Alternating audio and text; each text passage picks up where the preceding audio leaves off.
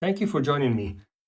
Today's project was designed to make your life as a cloud engineer or an administrator much easier, and that will be passwordless SSH using Azure Intra, and we're going to authenticate against a Linux VM.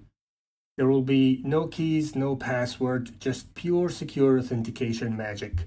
We'll go step by step, we'll explain what's happening behind the scenes, and I'll try to make this as much fun as authentication can be. So let's get started. Now, traditionally, SSH into Linux VMs means juggling private, public keys, and God forbid, plain passwords. There are multiple problems with this. You have key sprawl, weak auditing, and pain when managing multiple users. And don't get me started on shared accounts. Now, with Microsoft Entra SSH integration, there are no static keys you need to save somewhere. Instead, Azure issues a short-lived SSH certificate when the user logs in, verified against their Entra ID, and affected by RBAC roles in Azure. If you have an Azure VM administrator, the user will become administrator. If a user, then they won't be added to the sudo group and will just be a user. Now, this gives us strong authentication, centralized control, and better auditing, so you can see what user did what and when without the hell of using shared accounts. Now, I think that's pretty cool. Let's set up our environment. First, I have everything set up here as code. I have our infrastructure as code and Bicep. You feel free to use Terraform or ClickOps if that's something you want. I have not modularized everything for the sake of simplicity and time.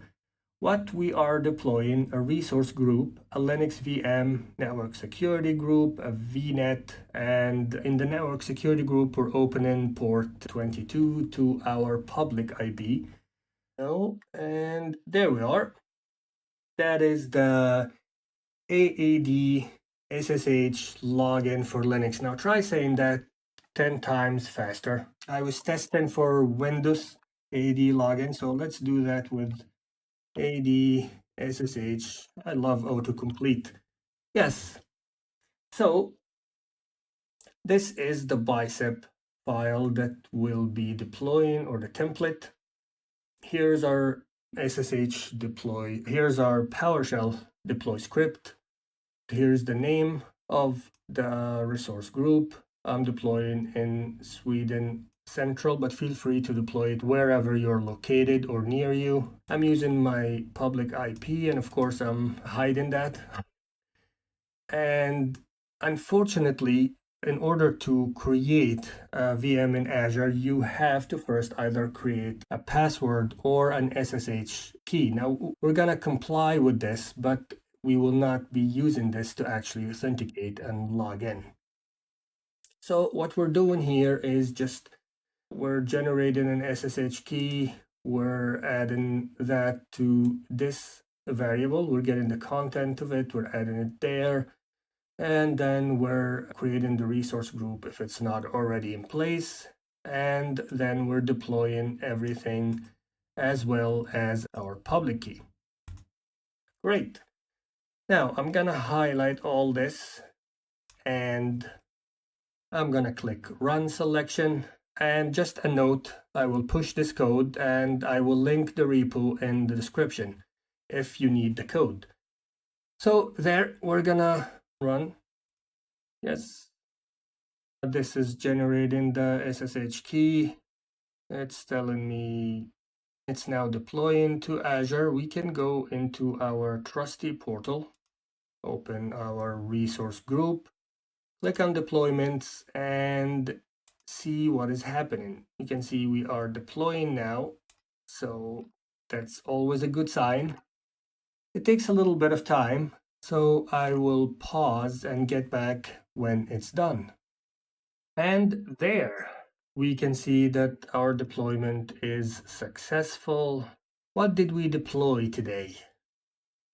We deployed the VM, we deployed network interface, public IP, virtual network, network security group, and the most important thing, we deployed the VM extension that will do all the magic.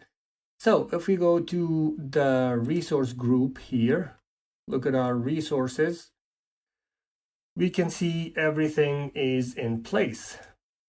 Now, can we SSH directly? In theory, yes, but we don't have the right permission, so it will not work. So let's go back here and open our trusty RBAC script. What does this script do? Here I have my RG name, resource group name, virtual machine name, and here I am just getting the VM with get azvm. If we highlight the variable here, run this selection, we will see here's all the details from the VM, which is fantastic. Now this is just to get subscription, just to make sure you're logged in.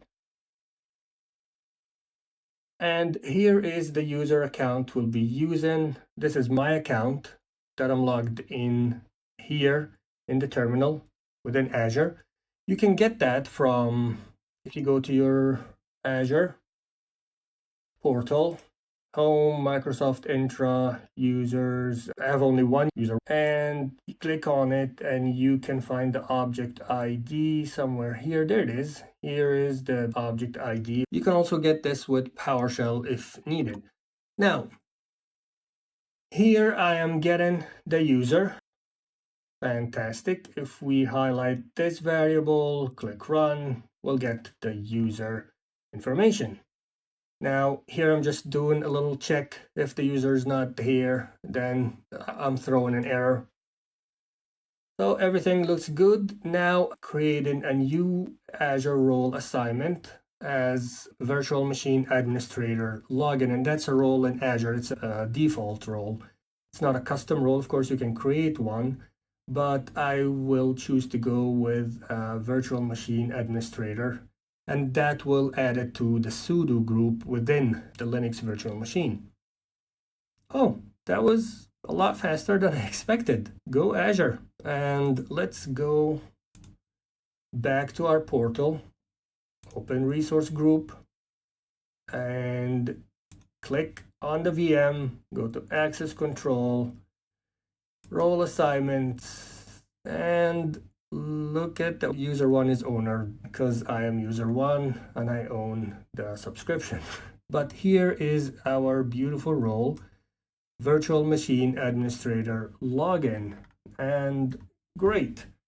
Now let's test our login here. I'm gonna clear my terminal, enter azvm. Now you can ask, can I use a normal SSH? Unfortunately, you can't. You have to use the enter azvm or its equivalent in Azure CLI if you're using that.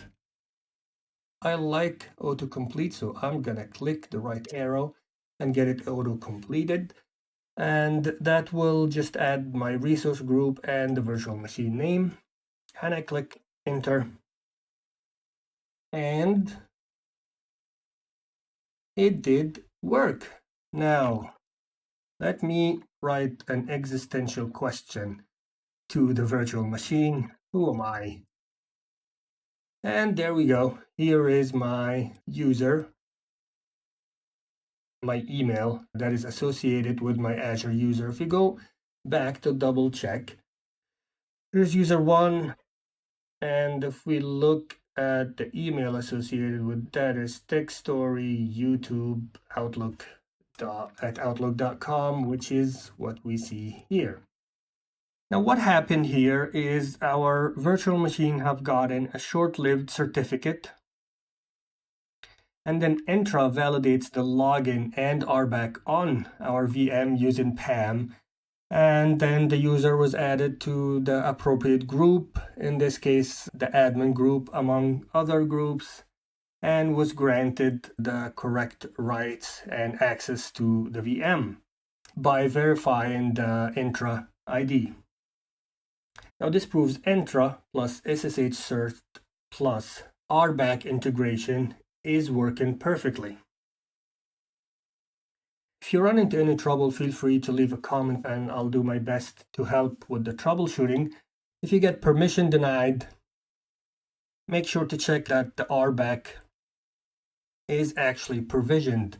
Make sure to check that the extension is installed on the VM. You can do this in PowerShell, and if you want to do this the easy way, you can go to your Azure portal, open the VM, go to extensions and applications.